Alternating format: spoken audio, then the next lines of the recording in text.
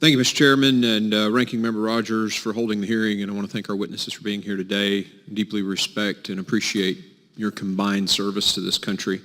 As the war on terror has continued, the United States military has taken risks to maintain readiness during budget decreases of the last years of the Obama administration, including installation management, research, and development for future systems.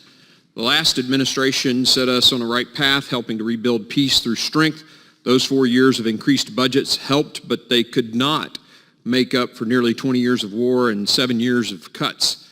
Today's force is still challenged with decreasing overmatch due to those previous cuts and the risk decisions that were made to maintain readiness.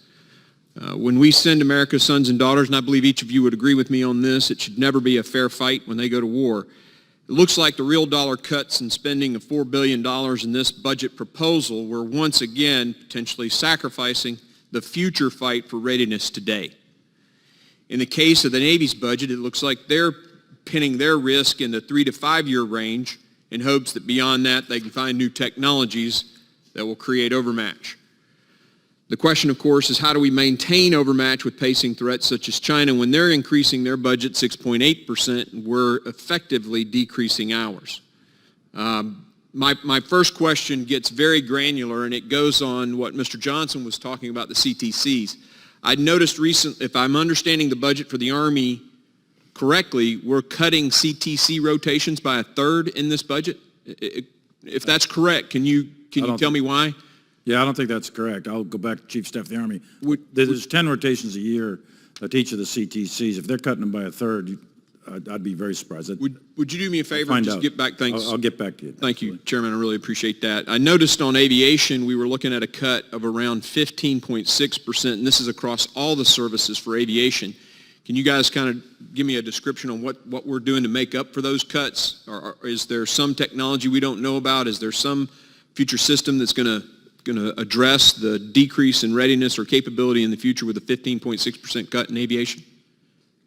Well, we want to make sure we're investing in the right capabilities, and we want to be able to network those capabilities in new and effective ways that we've not been able to do in the past, and that requires investing in the right kinds of technology to be able to do that. If you take ISR, for example, and you look at the fact that the Air Force is taking down a couple of lines of ISR, what they're really doing is not decreasing the number of tails. They're taking down some lines so that they can have the ability to upgrade some capability and network their birds together in ways that we haven't done before. And that applies to each of the services. We have to invest in those things that are going to allow us to have resilient forces, operate in a distributed manner, and be absolutely lethal in the next fight. I understand. I just want to make sure that capability isn't decreasing 15.6%. I guess that's really my big question. We're going to have the same capability or better capability even though we're cutting aviation 15%. Our goal is to have better capability, and with those investments that we make in the future, we want to make sure that the platforms that we invest in are able to accomplish some of the things that I just described. One of the open source journals, the Computing Research Association, reported concerning, quote, the Army, Navy, and Air Force's University Research Initiative, sub-accounts are cut 31.1%, 18.9%, and 17.5% respectively.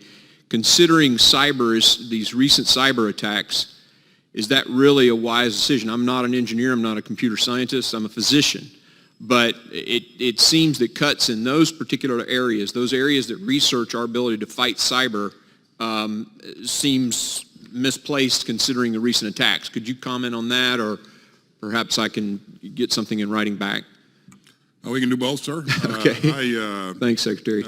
First, I'll remind you that for RDT&E overall, we're investing $112 billion. And specifically for cyber, there's a almost $10.5 billion investment in cyber, and that includes cyberspace operations and a number of other things. So we think cyber is pretty important. We are part of a whole of government effort to defend our networks here in the country. Our focus is, further out towards the source of malign activity.